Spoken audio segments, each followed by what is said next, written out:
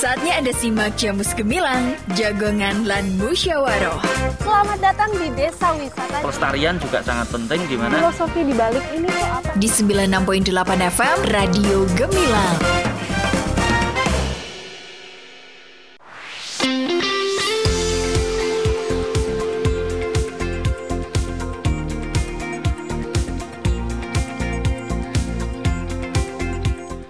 Sembilan 96,8 FM LPPL Radio Gemilang, jendela musik dan informasi. Selamat pagi sahabat Gemilang. Senang sekali kembali pada kesempatan pagi hari ini ya. Untuk edisi hari ini Jumat 10 Oktober 2025, saya Diki Darmawan akan mencoba untuk menemani Anda semuanya biasa di program Jamus Gemilang, Jagongan lan Musyawaroh. Dan pada kesempatan pagi hari ini ya, selama kurang lebih 1 jam ke depan kita bersama-sama akan membahas tema Jagongan lan Musyawaroh pada pagi hari ini adalah bedah buku Eviden Pengawas Ad Hoc Pemilihan 2024 Jawa Tengah. Yang pasti di kesempatan pagi hari ini Diki nggak sendirian ya, telah hadir sebagai narasumber yang hadir pada kesempatan pagi hari ini. Ada dari Badan Pengawas Pemilu atau Bawaslu Kabupaten Magelang, Bapak Muhammad Hafid ya, anggota Bawaslu Kabupaten Magelang, Divisi SDM Organisasi dan Diklat. Kita sapa dulu buat Pak Hafid pagi hari ini. Selamat pagi Pak Hafid. Selamat pagi Mas Diki, selamat pagi para sahabat Gemilang dimanapun Anda berada. Gimana kabarnya Pak Hafid pagi hari Alhamdulillah, ini? Semangat ya Pak Hafid ya? Sehat, semangat selalu. Alhamdulillah. Oh ya, salam awas gitu ya? Iya, salam awas. Dan semoga semua sahabat Gemilang dimanapun Anda berada senantiasa dalam keadaan sehat dan baik-baik selalu. Oke, baik Pak Hafid. Sebelum kita ngobrol lebih jauh tentang tema kita hari ini adalah bedah buku Eviden Pengawas Ad Hoc Pemilihan 2024 Jawa Tengah. Mungkin Pak Hafid bisa memperkenalkan diri dulu nih buat kepada sahabat Gemilang. Silakan Pak Hafid. Baik, terima kasih Mas Diki atas kesempatan yang diberikan. Yang juga saya mengucapkan terima kasih kepada keluarga besar Radio Gemilang FM Magelang yang sudah memberikan kesempatan kepada kami untuk menyapa para sahabat Gemilang dan juga sahabat Bawaslu dimanapun Anda berada. Sebelum saya memperkenalkan diri, sebetulnya saya sudah pernah sowan atau pernah silaturahmi di Radio Gemilang ini. Udah sering ya Pak Hafid ya? Baru sekali Mas. Saya waktu itu sekitar bulan April tahun ini juga, tahun 2025 saya bersama dengan Pak Ketua Bawaslu Kabupaten Magelang, Pak Habib, menyapa sahabat Gemilang. Waktu itu kami membawakan tema tentang kerja Bawaslu di masa non tahapan gitu. Oh iya, bersama Mas Rendra waktu itu. Betul Mas Rendra. Betul. Oke. Baik, terima kasih Mas Diki. Terlebih dahulu juga saya memperkenalkan diri bagi sahabat Gemilang yang mungkin baru pertama kali berjumpa dengan saya. Nama saya Muhammad Hafid. Saat ini saya bertugas sebagai anggota Bawaslu Kabupaten Magelang, atau lebih tepatnya terhitung semenjak Agustus 2023 sampai insya Allah tahun 2028. Nah, di Bawaslu Kabupaten Magelang kami mengampu divisi SDM, organisasi dan diklat, atau kalau di keluarga Bawaslu dikenal sebagai Kordif, koordinator divisi organisasi SDM, organisasi dan diklat. Begitu Mas Diki. Oh iya, sekilas. Iya. Pak Hafid mungkin buat sahabat Gemilang yang belum tahu nih, Pak Hafid untuk saat ini tinggalnya di mana nih? Iya Mas Diki, mohon. Tinggalnya di mana? Oh iya, baik. Saya asli ya. Cah Magelang Mas. Oh, asli Kabupaten Magelang. Dari semenjak lahir saya memang sudah di Magelang dan kedua orang tua saya juga memang asli dari Magelang. Saat ini saya tinggal atau mukim di salah satu desa, yaitu di Wonokerto yang berada di wilayah Kecamatan Tegarjo, Kabupaten Magelang, Mas Diki. Oh iya, Seliputra daerah Kabupaten Magelang di Kecamatan Tegarjo. Mungkin buat sahabat Gemilang yang pagi hari lagi bergabung bersama Radio Gemilang, itu ya, yang khususnya warga Tegarjo, ternyata tetangga saya Pak Hafid. Ya Pak Fit. Tetangga sekecamatan. Iya, langsung aja nih terkait dengan tema kita hari ini adalah bedah buku Eviden Pengawas Ad Hoc Pemilihan 2024 Jawa Tengah. Nah, sebenarnya yang melatar belakangi lahirnya buku Eviden Pengawas Ad Hoc Pemilihan 2024 Jawa Tengah ini apa nih sebenarnya yang melatar belakang ini, Pak? Oh ya, Mas Diki, pertanyaan yang bagus sekali terkait dengan buku Eviden Pengawas Ad Hoc. Sebagaimana kita tahu, Mas Diki, Bawaslu adalah lembaga publik, maka semua jajaran Bawaslu punya kewajiban untuk menyampaikan apa yang dikerjakan, apa yang dilakukan kepada publik atau kepada masyarakat dan juga kepada para stakeholder. Dalam konteks ini, penerbitan buku ini salah satu upaya atau salah satu bentuk dari perwujudan transparansi tersebut. Jadi kami menyampaikan, Bawaslu menyampaikan kepada khalayak, kepada masyarakat, kepada stakeholder mengenai adanya mulai dari rekrutmen dan juga sampai eksistensi serta kinerja pengawas ad hoc yang ada di wilayah Jawa Tengah. Selain itu juga keberadaan buku ini tentu untuk mendokumentasikan eksistensi sejumlah pengawas ad hoc atau semua pengawas ad hoc yang ada di wilayah Jawa Tengah. Oh, oke, baik. Baik, Wafid, di dalam judul bukunya itu kan ada kata eviden. Nah, yang dimaksud dengan eviden pada judul buku ini apa, Pak? Secara epistemologis atau secara harfiah, eviden itu berarti atau bermakna nyata atau jelas atau tidak tersembunyi. Jadi kalau kita dalam konteks buku ini, Mas Diki, eviden berarti bukti nyata eksistensi adanya pengawas ad hoc di seluruh wilayah Jawa Tengah. Gitu, Mas Diki. Oke, baik. Itu kata-kata eviden. Ada juga kata atau pengawas ad hoc. Nah, selain pengawas ad hoc nih, apakah jenis pengawas yang lain nih, Pak? Baik, Mas Diki, sebagaimana kita tahu untuk dalam konteks penyelenggara pemilu, khususnya di pengawas, itu ada dua term atau dua terminologi besar. Yang pertama adalah pengawas permanen. Jadi pengawas permanen itu kalau kita pahami adalah pengawas yang eksistensi atau kelembagaannya itu ada meskipun tahapan baik pemilu maupun pilkada sedang tidak ada.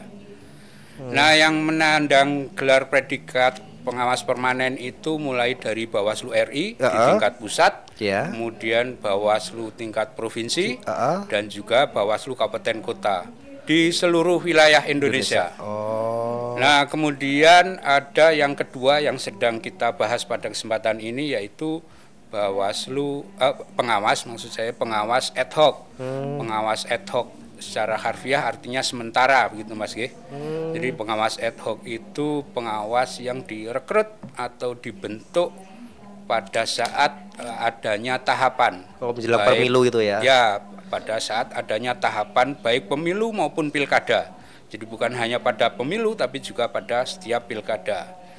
Jadi pengawas ad hoc itu bertugas pada saat tahapan pemilu maupun pilkada dan juga purna tugas atau dibubarkan setelah tahapan selesai.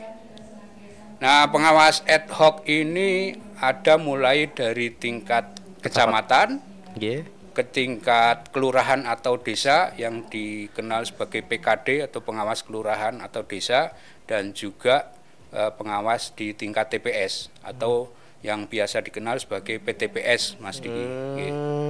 Iya. Jadi untuk pengawas menjelang pemilu itu seperti PTPS, terus PKD, Panwascam ya.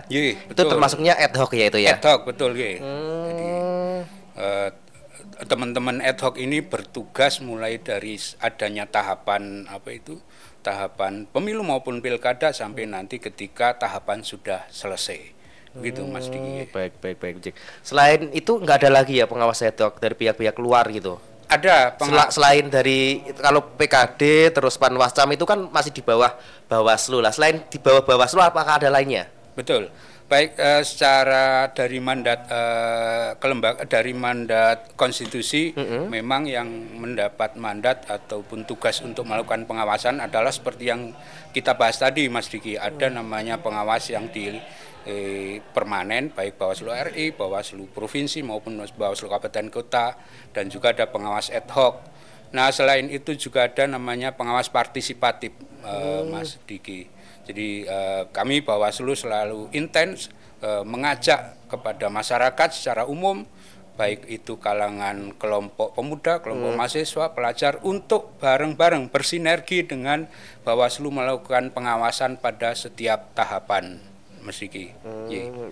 Untuk pengawas yang itu selain yang di bawah Bawaslu tadi itu, ketika mau menjadi seorang pengawas, apakah harus izin dulu ke Bawaslu setempat?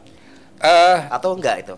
Tidak perlu izin, kecuali memang bermaksud menjadi pemantau yang yang mendaftarkan diri bisa, Mas.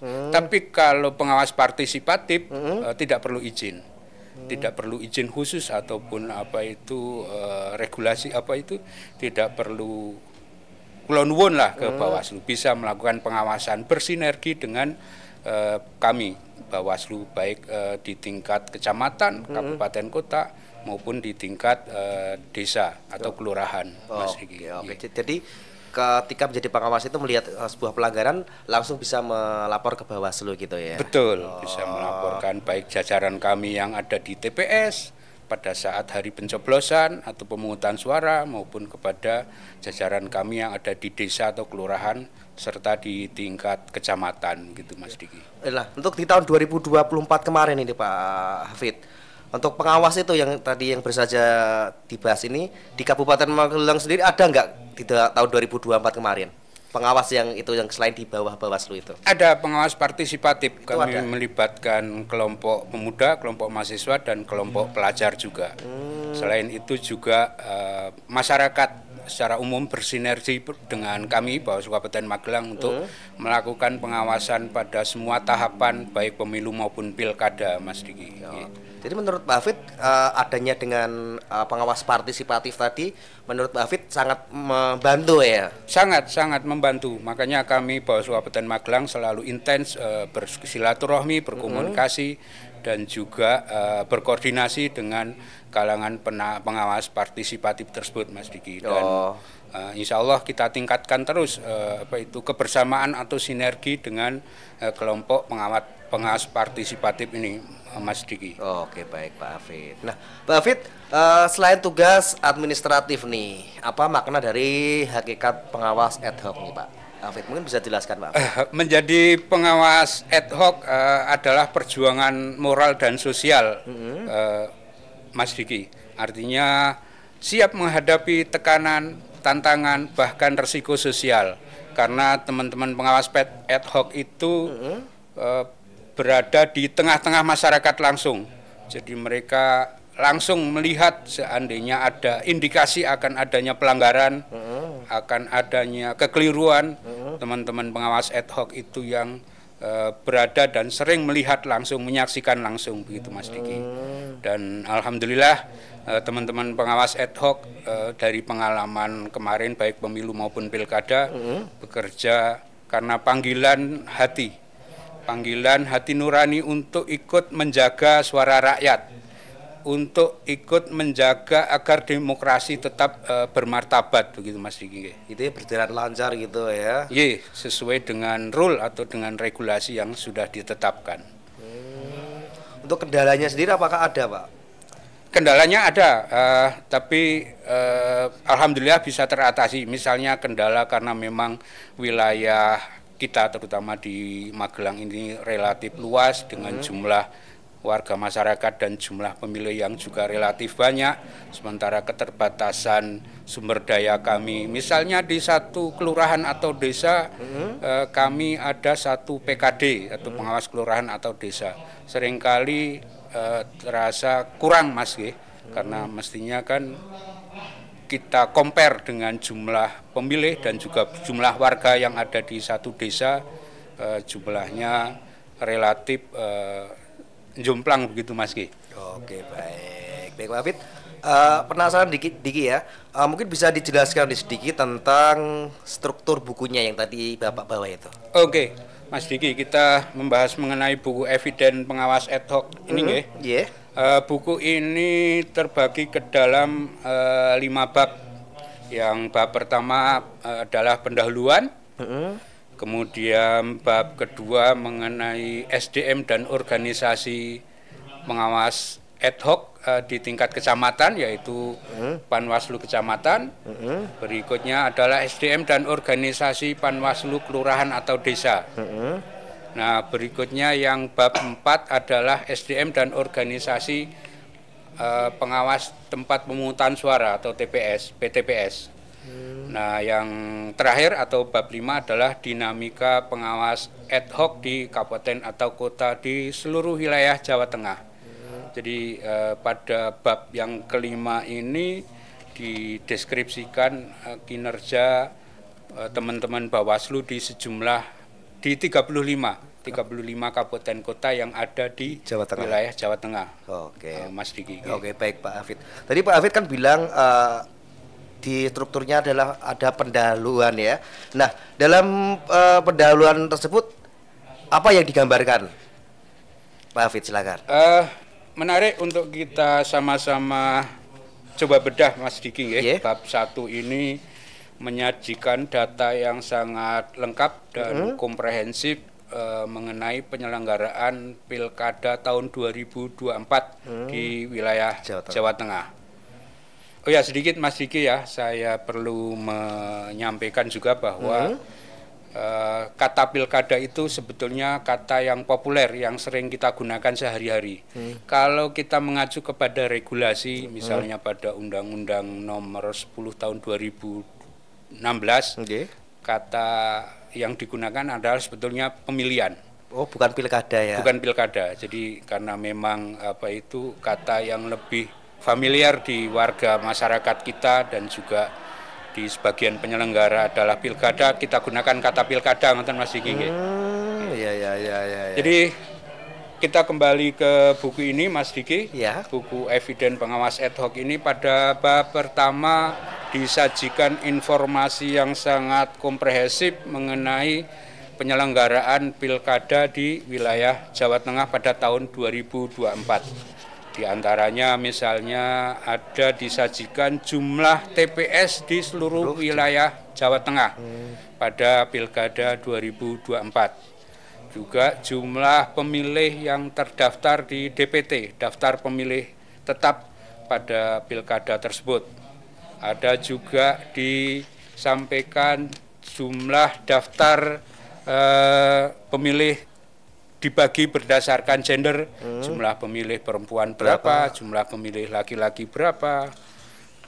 Jadi komprehensif sekali Mas Diki mengenai itu bab yang pertama pada buku ini. Pendahuluannya ya Pak. Juga tidak lupa dicantumkan juga para calon atau para pasangan calon yang berkompetisi pada Pilkada 2024. Di antaranya misalnya pasangan calon gubernur dan wakil gubernur, bupati dan wakil bupati dan wali kota di seluruh wilayah Jawa Tengah. Itu Mas Diki. Semua ada tertera di sini nama-nama para calon yang berkompetisi, para pasangan calon yang berkompetisi pada Pilkada 2024 tersebut. Oke, Mas Diki. Baik Pak Hafid.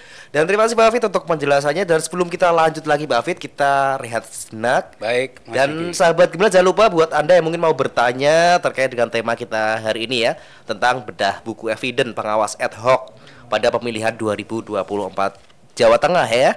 Ya mungkin mau pesan bukunya.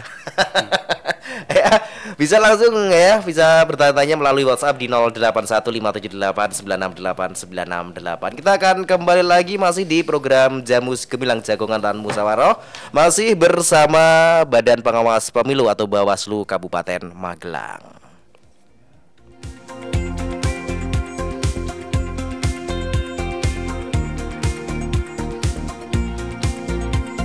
Pak, ya. Itu tadi aku dititipin kertas sama orang yang pakai seragam PNS. Tapi aku nggak tahu isinya apa. Katanya buat Bapak. Kertas apa sih? Oh, ini. Ini namanya surat pemberitahuan pajak bumi dan bangunan. Jadi gini, buat yang nerima surat ini, wajib setiap tahunnya melaporkan pajak tanah dan bangunannya ke kantor pajak dan retribusi daerah. Nah, terus kalau yang nggak dapat surat, berarti nggak wajib ya Pak? Ya jelas tetap wajib dong, dengan cara mendatangi langsung kantor yang melayani pajak. Kenapa harus bayar pajak Pak? Kan kita hidup di negara kita sendiri. Masa harus bayar sih? Gak boleh gitu. Pajak bumi dan bangunan itu kan nantinya kita juga yang akan menikmati, ya. Karena pajak itu merupakan salah satu sumber pembangunan yang ada di Indonesia. Dengan ikut membayar pajak, artinya kita juga ikut mensukseskan pembangunan bangsa. Gitu. Oh gitu ya Pak. Jadi Bapak jangan sampai telat tuh bayar pajaknya. Ayo iki ke arep mangkat Nduk. Pajak bumi dan bangunan merupakan salah satu sumber pembangunan Indonesia. Dengan tertib membayar pajak, berarti kita turut serta dalam menyukseskan pembangunan bangsa, seperti subsidi harga BBM, subsidi tarif listrik, peningkatan mutu kesehatan, infrastruktur, dan masih banyak lagi. Jadilah orang yang sadar dan taat membayar pajak. Iklan layanan masyarakat ini dipersembahkan oleh Badan Pendapatan Pengelolaan Keuangan dan Aset Daerah BPPKAD Kabupaten Magelang dan 96.8 FM LPPL Radio Gemilang.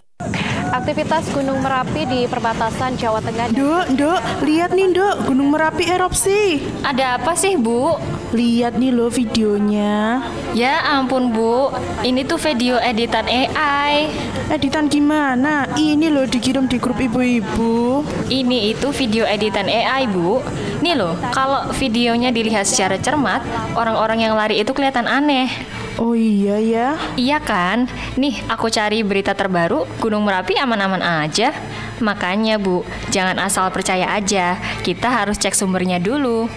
AI atau Artificial Intelligence bisa membuat gambar dan video seolah-olah nyata hanya dengan diedit melalui komputer. Teknologi ini sering disalahgunakan untuk menyebarkan berita palsu.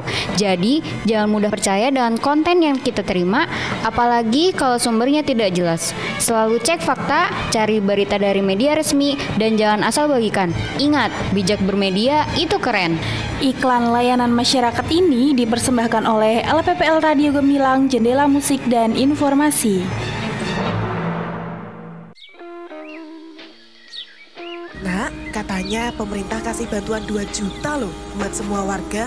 Mama mau daftar dulu nih. Jangan asal klik mah, bisa jadi itu penipuan loh. Loh tapi ini tuh dari grup keluarga loh. Tante Lili juga udah nge-share. Justru itu mah, hoax sering menyebar lewat grup WhatsApp keluarga. Karena orang langsung percaya tanpa cek dulu. Nah terus, ini gimana caranya Mama tahu beneran atau hoax? Gampang mah. Pertama, cek sumber berita. Pastikan dari media terpercaya apa enggak. Kedua, lihat tanggal dan waktunya mah. Nah yang terakhir, cek dulu situs resmi kayak turnbackhawk.id atau cekfakta.com. Oh, iya bener nih. Gak ada info gini di situs resminya. Untung Mama belum isi data. Nah, mulai sekarang hati-hati mah. Jangan langsung percaya berita yang lagi viral. Kalau ragu, cek dulu sebelum nyebarin. Ingatkan Mas dan Bayu, cek sebelum sebar, saring sebelum sharing, hoax itu merugikan. Jadi, jadilah penyebar fakta, bukan dusta. Pesan ini disampaikan oleh pemerintah Provinsi Jawa Tengah.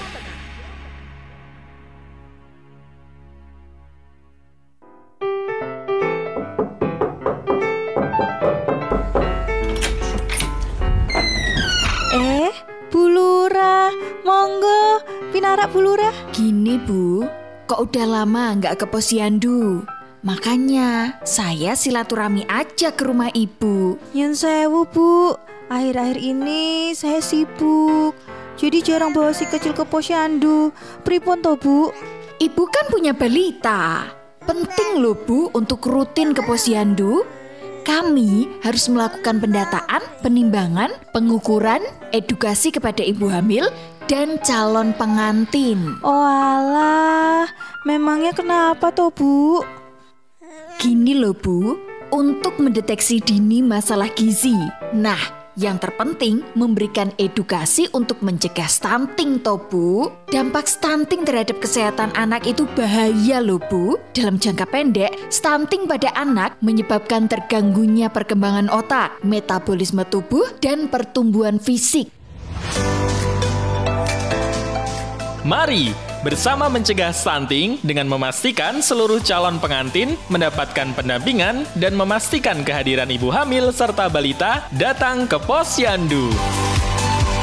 Iklan layanan masyarakat ini dipersembahkan oleh Dinas Sosial PPKB PPPA Kabupaten Magelang dan didukung oleh Radio Gemilang. Wah, cari souvenir buat temen, oleh-oleh buat keluarga, sama mainan buat adik, di mana ya? Dika, kamu kenapa? Kok kelihatan bingung gitu? Ini nih, aku tuh mau cari souvenir, oleh-oleh, sama mainan, bingung mau kemana.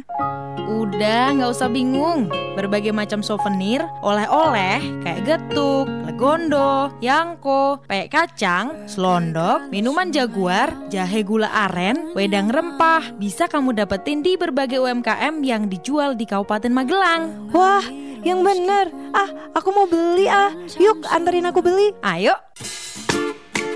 Memakai produk UMKM juga turut membantu perekonomian. Dan kini, produk dalam negeri dari usaha mikro kecil dan menengah tidak sedikit yang sudah diekspor ke mancanegara loh.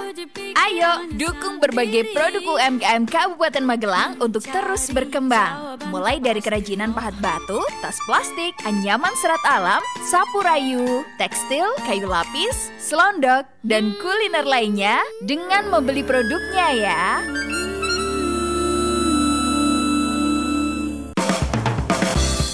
Masih ada ikuti Jamus Gemilang, Jagongan lan Musyawaroh. Di 96.8 FM LPPL Radio Gemilang. Radio Gemilang.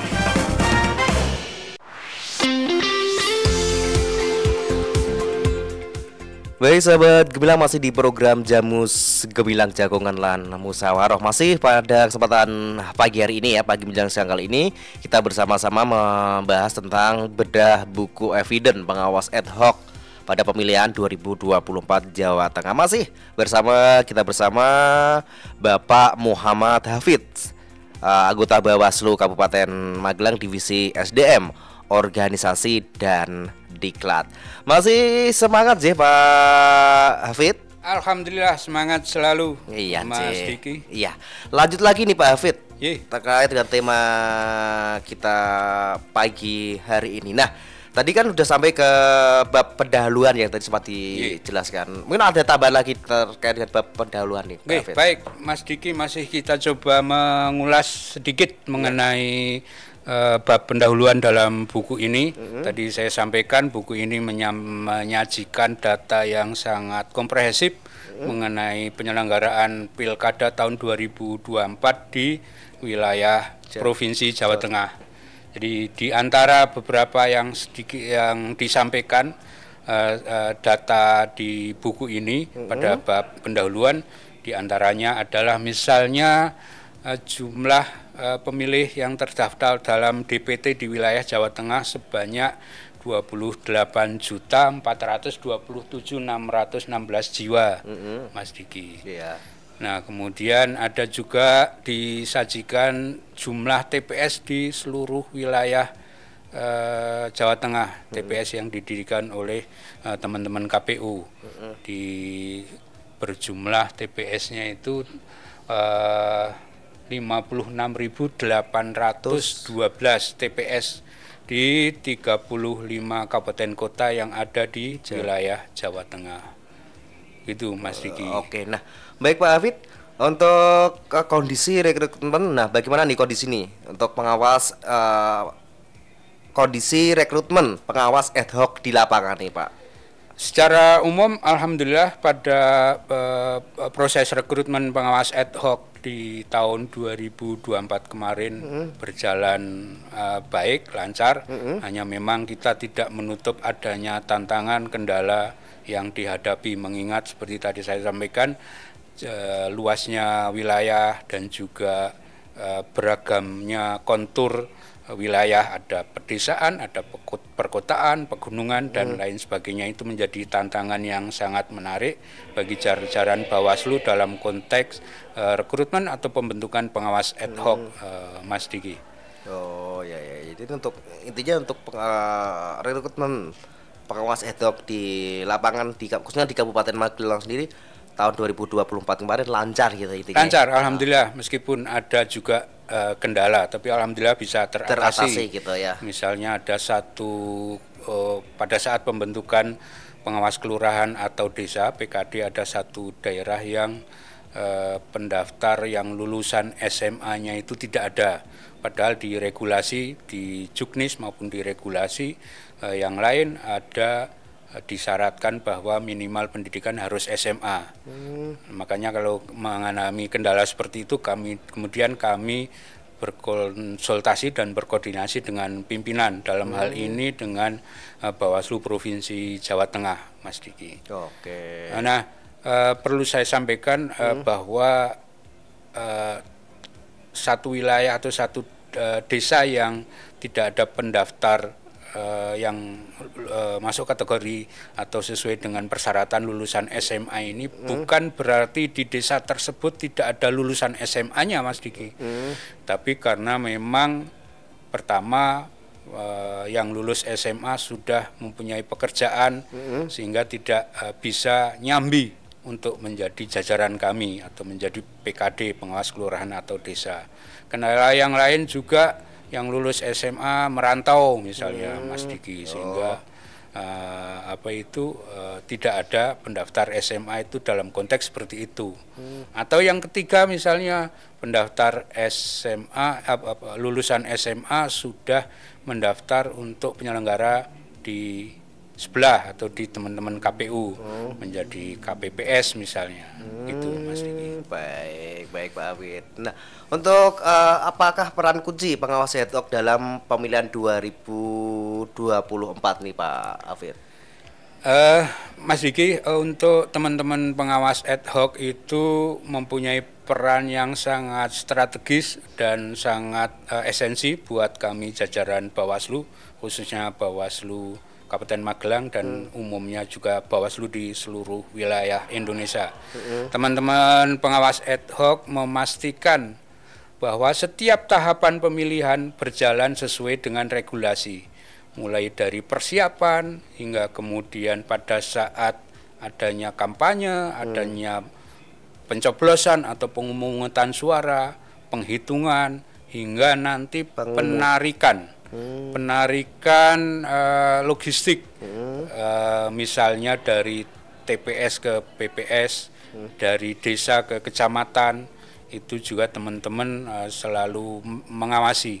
Dan juga sebagaimana saya sampaikan tadi, teman-teman pengawas ad hoc itu berada di tengah-tengah masyarakat. Jadi secara tidak langsung teman-teman pengawas ad hoc adalah representasi kelembagaan kami yang ada di masyarakat, Mas Diki. Jadi intinya mereka itu secara langsung terjun di tengah-tengah masyarakat ya. Jadi mungkin tahu secara langsung dari lokasi. Betul, gitu ya. Mengetahui dan kadang menyaksikan secara langsung. Misalnya ada indikasi pelanggaran, teman-teman pengawas ad hoc lah yang biasanya secara langsung menyaksikan atau melihat. Makanya betapa pentingnya tindakan pencegahan itu juga bagian yang kami tekankan kepada teman-teman pengawas ad hoc yang ada di baik di desa, di TPS maupun di tingkat kecamatan, Mas Diki. Oh iya. Nah, menurut pandangan ataupun yang Pak Hafid ketahui nih, tantangan terbesar yang dihadapi pengawas ad hoc, mungkin udah ada yang pernah laporan ke Pak Hafid nih, silakan Pak Hafid, tantangan terbesarnya. Tantangan bagi teman-teman pengawas ad hoc relatif beragam. Hanya saja memang kalau kita coba identifikasi, setidaknya ada beberapa, misalnya ada tekanan politik dari kelompok tertentu yang memang punya kepentingan, juga ancaman dan intimidasi. Kadang-kadang teman-teman itu menghadapi ancaman dan intimidasi dari kelompok tertentu misalnya. Dan juga ada karena batasan waktu kinerja mereka juga, Mas Diki. Dan juga tantangan lain yang dihadapi oleh teman-teman pengawas ad hoc itu keterbatasan sumber daya manusia. Seperti saya sampaikan tadi bahwa di satu desa umpamanya yang jumlah penduduknya relatif banyak, sementara mereka atau PKD itu hanya ada 1 orang gitu Mas Diki. Demikian juga di tingkat TPS. Di tingkat TPS itu teman pengawas ad hoc itu ada 1 orang. Pengawas TPS harus menghadapi kondisi yang terkadang mungkin gaduh gitu Mas. Itu beberapa tantangan teman-teman pengawas ad hoc di lapangan pada saat menjelang pada saat hari pemungutan suara maupun terkadang pada pasca pemungutan suara, Mas Diki. Nah, di Kabupaten Magelang sendiri untuk rata-rata tantangan terbesar yang dihadapi pengawas ad hoc, rata-rata terbanyak nih apa nih? Kalau di Kabupaten Magelang, alhamdulillah pada penyelenggaraan Pilkada 2024 kemarin, tantangan terbesarnya adalah itu Mas, keterbatasan sumber daya manusia. Sumber SDM-nya betul. Karena apa? Alhamdulillah pada pengawasan pada penyelenggaraan Pilkada 2024 kemarin Magelang relatif alhamdulillah aman, tertib dan lancar gitu Mas. Jadi kendala kalau kita bikin identifikasi ya keterbatasan SDM teman-teman pengawas ad hoc di lapangan Mas Diki. Baik. Nah, untuk Bawaslu Kabupaten Magelang sendiri untuk mengatasi masalah tersebut apa yang dilakukan nih Pak Hafid? Kami terjunkan teman-teman umpama di satu desa memang ada kendala, maka kami berkoordinasi dengan teman-teman Panwaslu kecamatan untuk ikut membantu. Bahkan juga ada teman-teman staf di tingkat kecamatan atau Panwaslu kecamatan yang ikut membantu dan mendampingi hingga tingkat TPS, Mas Diki. Misalnya ketika ada kendala teman-teman TPS di lapangan pada saat melakukan pengawasan atau pada saat mereka bertugas, Mas Diki. Oke, baik, terima kasih Pak Hafid. Nah, kembali lagi ke masalah buku tadi ya Pak Hafid. Nah, untuk apa bentuk dedikasi pengawas ad hoc yang tergambar dalam buku ini, Pak? Banyak kisah inspiratif dari buku Eviden Pengawas Ad Hoc ini, Mas Diki. Kalau secara naratif dikisahkan atau disajikan, terutama pada bab terakhir buku ini. Buku ini ditulis oleh teman-teman Kordiv SDM Bawaslu Kabupaten Kota se-Jawa Tengah. Di sana mendeskripsikan dedikasi dan kinerja teman-teman pengawas ad hoc di seluruh wilayah Jawa Tengah, Mas Diki. Betul. Baik, terima kasih. Intinya untuk dedikasi pengawas ad hoc yang tergambar dalam buku ini berbeda-beda ya, karena memang Jawa Tengah sendiri wilayahnya luas, jumlah pengawas ad hocnya juga banyak sekali, jadi berbeda-beda gitu ya. Baik, Mbak Hafid, untuk adakah contoh nih yang menarik dari praktik pengawasan para pengawas ad hoc dalam buku ini? Contohnya apa nih Pak Hafid? Contohnya kalau di wilayah kita di Kabupaten Magelang, Mas Diki, pada saat menjelang kedatangan logistik berupa surat-suara di gudang yang sudah disediakan oleh KPU, dalam hal ini adalah KPU Kabupaten Magelang. Kami Bawaslu Kabupaten Magelang berkoordinasi dengan teman-teman Panwaslu Kecamatan. Waktu itu gudangnya kebetulan berada di wilayah Kecamatan Muntilan, maka kami koordinasi dengan teman-teman Panwaslu Kecamatan Muntilan. Yang menarik adalah pada waktu itu jadwalnya nyampe masuk logistik itu masuk gudang sekitar jam 7 malam. Kami koordinasi. Ternyata kami mendapatkan informasi bahwa mobil yang mengangkut surat suara dari pabrik untuk dibawa ke Magelang itu mengalami kendala waktu di jalan tol. Jadi mobilnya mogok. Maka itu menjadi pengalaman yang mendebarkan buat kami. Karena apa? Kita tahu pada pelaksanaan pemilu 2024 kita juga mengalami insiden dalam hal logistik, mobil yang membawa surat suara sempat terguling di wilayah Jambu. Iya betul. Pengarah itu dari pengalaman pemilu 2024 itu, maka ketika kita mendapat kabar mengenai mogoknya mobil yang mengangkut atau membawa surat suara untuk masuk ke Magelang itu mengalami kendala, sempat berdebar juga. Dan teman-teman padahal di gudang, yaitu di wilayah Kecamatan Muntilan, sudah standby untuk menyambut kedatangan itu, melakukan pengawasan kedatangan surat suara tersebut.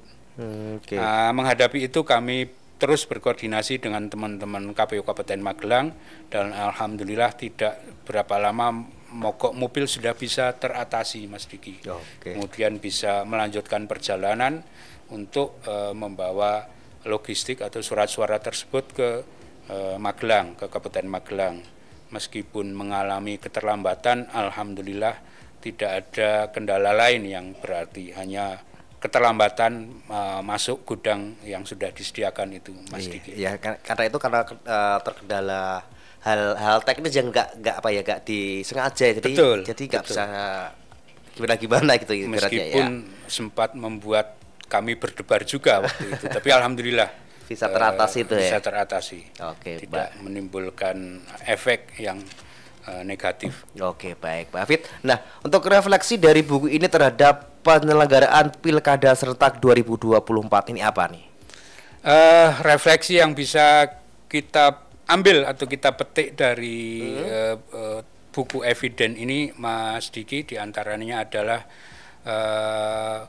karena memang Pilkada tahun 2024 ini baru pertama kali diadakan secara serentak, dan juga baru pertama kali pada tahun yang sama diselenggarakan bersamaan dengan Pileg dan Pilpres serentak itu ya. Ya, maka tantangannya sedemikian kompleks yang dihadapi oleh penyelenggara, baik di KPU maupun di Bawaslu, termasuk di dalamnya adalah teman-teman pengawas ad hoc.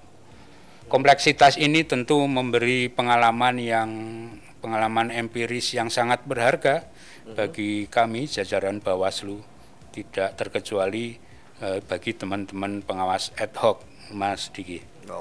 Baik, Pak Hafid. Nah, untuk Bawaslu Jawa Tengah menilai peran pengawas ad hoc nih, bagaimana nih, Pak? Pengawas ad hoc adalah ujung tombak atau garda terdepan Bawaslu dalam setiap tahapan pengawasan yang ada, baik di pemilu dan pilkada, Mas Diki. Mereka menjadi representasi ataupun menjadi wajah nyata Bawaslu di hadapan masyarakat atau di tengah-tengah masyarakat, Mas Diki.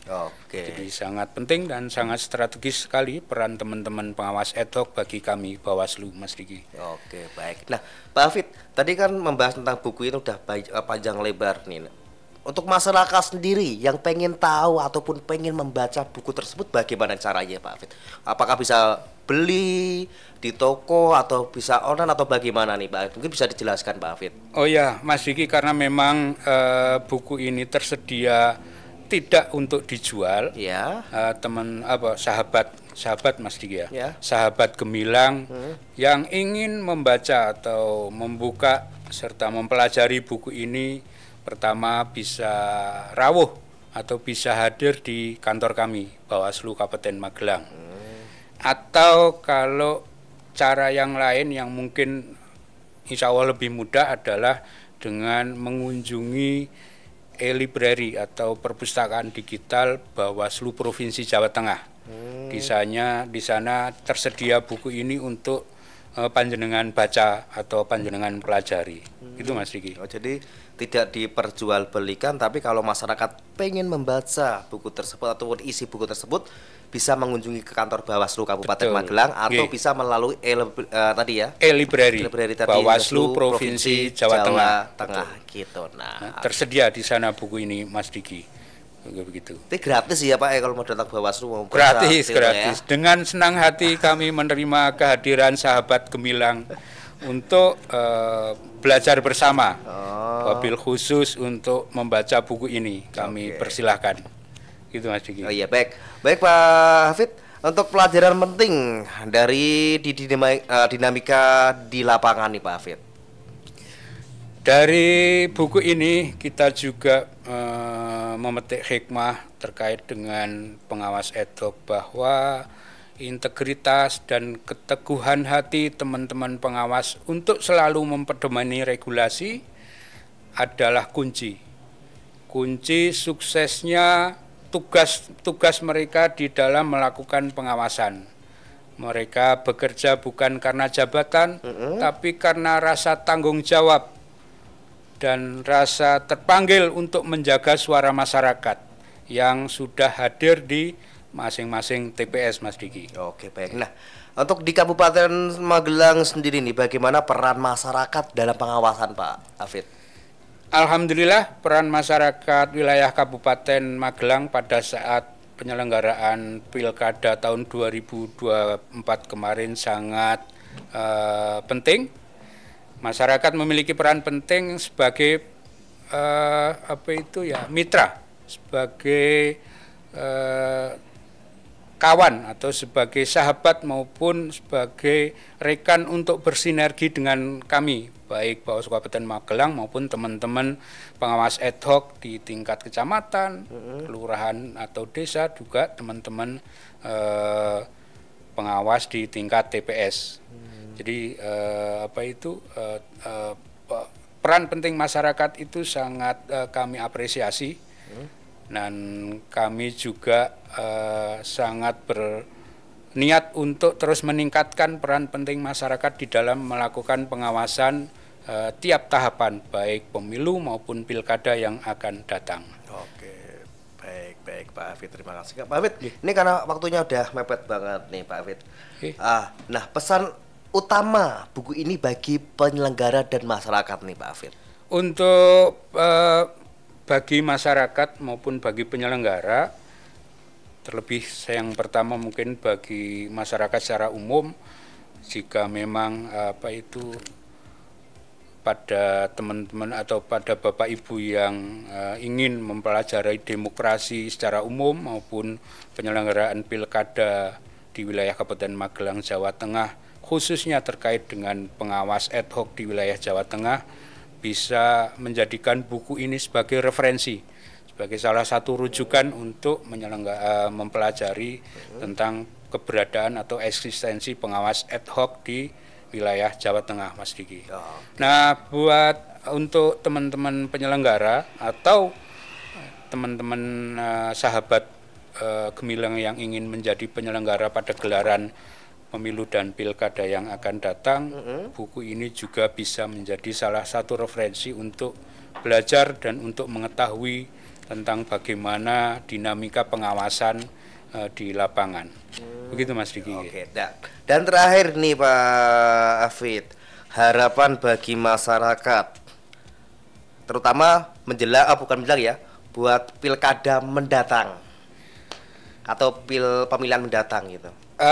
Terima kasih Mas Diki, pertanyaan yang bagus sekali. Kami dari Bawaslu, khususnya Bawaslu Kabupaten Magelang, yang pertama mengucapkan terima kasih kepada seluruh masyarakat di wilayah Kabupaten Magelang yang senantiasa bersedia untuk menjadi sahabat, menjadi mitra, menjadi teman sinergi kami dalam melakukan tugas-tugas kami selama ada tahapan baik pemilu maupun pilkada.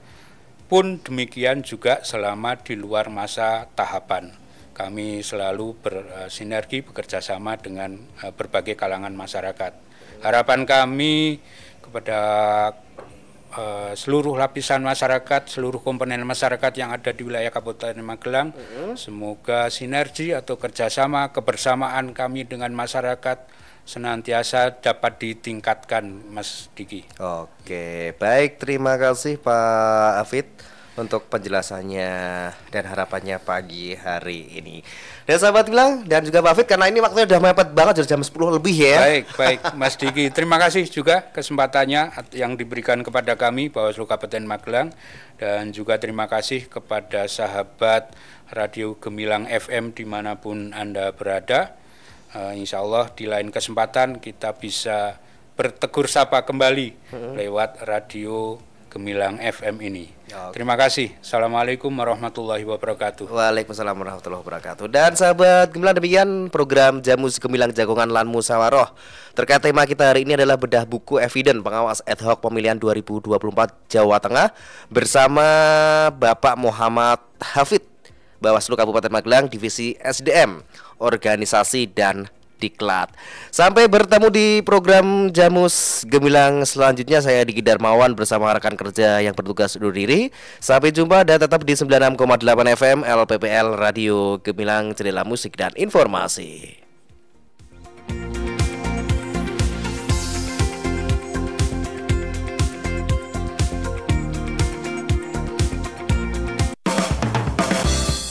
Baru saja Anda dengarkan Jamus Gemilang, Jagongan lan Musyawarah